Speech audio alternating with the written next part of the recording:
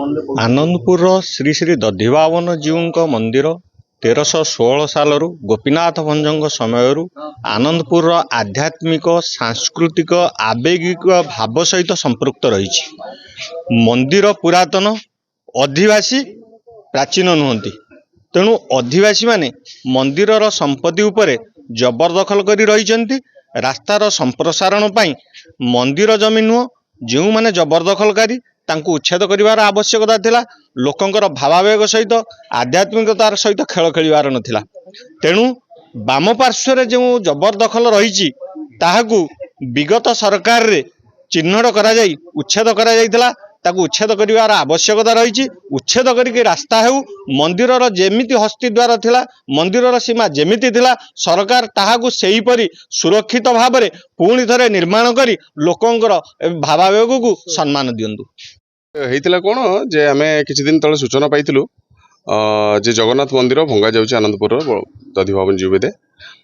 ତେଣୁ ଆମେ ସବ୍ କଲେକ୍ଟରଙ୍କୁ ମୁଁ ପର୍ସନାଲି ଫୋନ୍ କରିଥିଲି ଯେ ସିଏ କହିଲେ ଯେ କିଛି ମନ୍ଦିର ଭଙ୍ଗା ଯାଉନି, ଖାଲି ଦୋକାନ ବଜାର ଭଙ୍ଗା ଯାଉଛି।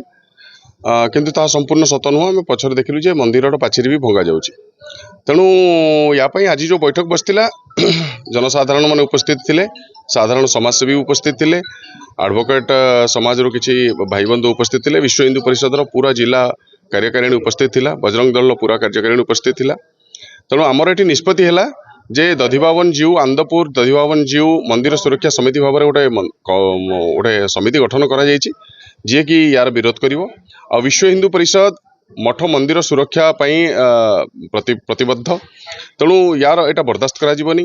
ତେଣୁ କ'ଣ ୟାର କାରଣ ଅଛି, ଆମେ କାଲି ସବ୍ କଲେକ୍ଟରଙ୍କୁ ଭେଟିବୁ, ତାର ପୁଙ୍ଖାନୁପୁଙ୍ଖ ଭାବରେ ଚର୍ଚ୍ଚା କରିବୁ। ସବ୍ କଲେକ୍ଟରଙ୍କୁ ବି କହି ଦିଆଯିବ ଯେ ଆପଣ ଯେଉଁ ଭୁଲ କରିଛନ୍ତି ସେ ଭୁଲକୁ ସୁଧାରନ୍ତୁ। ଯଦି ନ ସୁଧାରିବେ ତାହେଲେ ବିଶ୍ୱ ହିନ୍ଦୁ ପରିଷଦ ବଜରଙ୍ଗ ଦଳ ରାସ୍ତାକୁ ଓହ୍ଲାଇବ।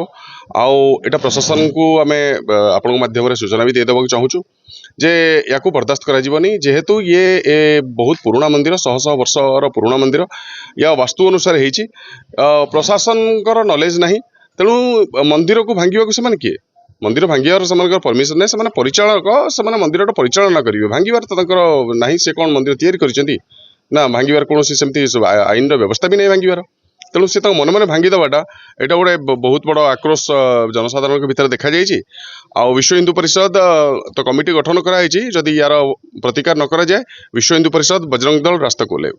ବିଶ୍ୱ ହିନ୍ଦୁ ପରିଷଦ ଆନନ୍ଦପୁର ଜିଲ୍ଲା ତରଫରୁ ଆଜି ଗୋଟେ ବୈଠକ ଆମେ ବସିଥିଲୁ। ଆଉ ସେ ବୈଠକରେ ଆମର ଆନନ୍ଦପୁରର କୋର୍ଟର ଯେଉଁ ଅଧିବକ୍ତା ଭାଇମାନେ ମଧ୍ୟ ଆମକୁ ସହଯୋଗ କରିଥିଲେ, ଅନ୍ୟ କେତେକ ସାମାଜିକ କର୍ମୀ ମଧ୍ୟ ସହଯୋଗ କରିଥିଲେ। ଏ ବୈଠକର ଆଜି ମୁଖ୍ୟ ଉଦ୍ଦେଶ୍ୟ ଥିଲା ଆମର ଆନନ୍ଦପୁରର ଯେଉଁ ଜଗନ୍ନାଥ ମନ୍ଦିର ଅଛି, ସେ ଜଗନ୍ନାଥ ମନ୍ଦିରକୁ ପ୍ରଶାସନ ତରଫରୁ ଭଙ୍ଗା ହେଉଛି, ତା ପାଚେରୀ ଭଙ୍ଗା ହେଇଛି। ତାର କେମିତି ପ୍ରତିବାଦ କରାଯିବ, ତାର କେମିତି ସୁରକ୍ଷା ହେବ, ସେଥିପାଇଁ ଆମେ ଆଜି ବସିଥିଲୁ। ସରକାର ତାର ଭାଙ୍ଗୁଛନ୍ତି, କାହିଁକି ଭାଙ୍ଗୁଛନ୍ତି ସେ ତାଙ୍କର ଜାଣିବେ, ଆମେ ଜାଣିନୁ। କିନ୍ତୁ ମନ୍ଦିରର ସୁରକ୍ଷା କରିବା ପାଇଁ ଚିନ୍ତା କରିବା ହେଉଛି ଆମର କାମ। ବିଶ୍ୱ ହିନ୍ଦୁ ପରିଷଦ ଧର୍ମ ସଂସ୍କୃତିର ସୁରକ୍ଷା ପାଇଁ ଚିନ୍ତା କରୁଛି, ଧର୍ମ ରକ୍ଷା ପାଇଁ କାମ କରୁଛି। ସେଥିପାଇଁ ବିଶ୍ୱ ହିନ୍ଦୁ ପରିଷଦ ତରଫରୁ ଆମେ ବସିଥିଲୁ। ଏ ମନ୍ଦିର ହେଉଛି ଗୋଟେ ପ୍ରାଚୀନ ମନ୍ଦିର। 1685 ମସିହାରେ ପ୍ରଥମ ଆମ କେଉଁଝରର ମହାରାଜ ଯିଏ ଥିଲେ, ଆଉ ଲକ୍ଷ୍ମୀନାରାୟଣ ଭଞ୍ଜ ଏ ମନ୍ଦିରକୁ ସେ ତିଆରି କରିଥିଲେ। ସେତେବେଳେ ମାଟି କାନ୍ଥ ଥିଲା, ଆଉ ପଟା କାଠରେ ମଣ୍ଡପ ତିଆରି ହେଇଥିଲା। ତାପରେ ଯେଉଁ 1848 ମସିହାରେ ଆମର ଯେଉଁ ଗଦାଧର ଭଞ୍ଜ ଆମର କେଉଁଝର ରାଜା, ସେ ମନ୍ଦିରକୁ ବର୍ତ୍ତମାନ ଯେଉଁ ମନ୍ଦିର, ସେ ମନ୍ଦିରକୁ ସେ ପକ୍କା ମନ୍ଦିର ତିଆରି କରିଥିଲେ। ସେ ମନ୍ଦିର ଆଜି ପର୍ଯ୍ୟନ୍ତ ସେ ମନ୍ଦିର ଅଛି। ଆଉ ସେ ମନ୍ଦିର ତ ମୁସଲମାନ ଶାସନ କାଳରେ ମଧ୍ୟରେ ଭଙ୍ଗା ହେଇନଥିଲା, ଖ୍ରୀଷ୍ଟିଆନ ମାନେ ଶାସନ କରୁଥିବା ଭଙ୍ଗା ହେଇନଥିଲା। ଇଂରେଜମାନେ ଆସିଥିଲେ, ଡଚ୍ ମାନେ ଆସିଥିଲେ, ବହୁତ ବୈଦେଶିକ ଜାତିମାନେ ଆସିଥିଲେ, ଆକ୍ରମଣ କରିଥିଲେ ଆମ ଦେଶକୁ। ସେ ମନ୍ଦିର ଭଙ୍ଗା ହେଇନଥିଲା। କିନ୍ତୁ ବଡ଼ ଦୁର୍ଭାଗ୍ୟର କଥା, ବଡ଼ ବିଡ଼ମ୍ବନାର କଥା, ଯେଉଁ ଦଳ ବର୍ତ୍ତମାନ ସମଗ୍ର ଭାରତ ବର୍ଷରେ ହିନ୍ଦୁ ଧର୍ମ ସଂସ୍କୃତିର ସୁରକ୍ଷା ପାଇଁ ନାରା ଦେଇକି ସମଗ୍ର ଭାରତୀୟମାନଙ୍କ ମଧ୍ୟରେ ଆସ୍ଥା ସୃଷ୍ଟି କରିକି ଆଜି ଆସିଛନ୍ତି, ଶାସନ କ୍ଷମତାକୁ ଆସିଛନ୍ତି, ତାଙ୍କରି ଶାସନ କାଳରେ ହିଁ ମନ୍ଦିର ଭଙ୍ଗା ହେଲା। ଆଜି ମନ୍ଦିର ଭଙ୍ଗା ହେଲା, ତାର ପାଚେରୀ ଭଙ୍ଗା ହେଲା। ମନ୍ଦିର ଭାଙ୍ଗି ରାସ୍ତା ପ୍ରଶସ୍ତିକରଣ ପାଇଁ ମନ୍ଦିର ଭଙ୍ଗା। ରାସ୍ତା ପ୍ରଶସ୍ତିକରଣକୁ ଆମେ ବିରୋଧ କରୁନୁ, ସମସ୍ତଙ୍କ ଭଲ ପାଇଁ ରାସ୍ତା ପ୍ରଶସ୍ତିକରଣ କରାଯାଉଛି। ମନ୍ଦିର ସୁରକ୍ଷିତ ରହିବା ଦରକାର। ମନ୍ଦିରକୁ ଭାଙ୍ଗି ରାସ୍ତା ପ୍ରଶସ୍ତିକରଣ କେଉଁଠି ହେଇପାରିବନି। କାରଣ ମନ୍ଦିର ହେଉଛି ଆମର ଆଧ୍ୟାତ୍ମିକ କେନ୍ଦ୍ର, ଆମର ଆସ୍ଥା ଏବଂ ବିଶ୍ୱାସର କେନ୍ଦ୍ରସ୍ଥଳୀ।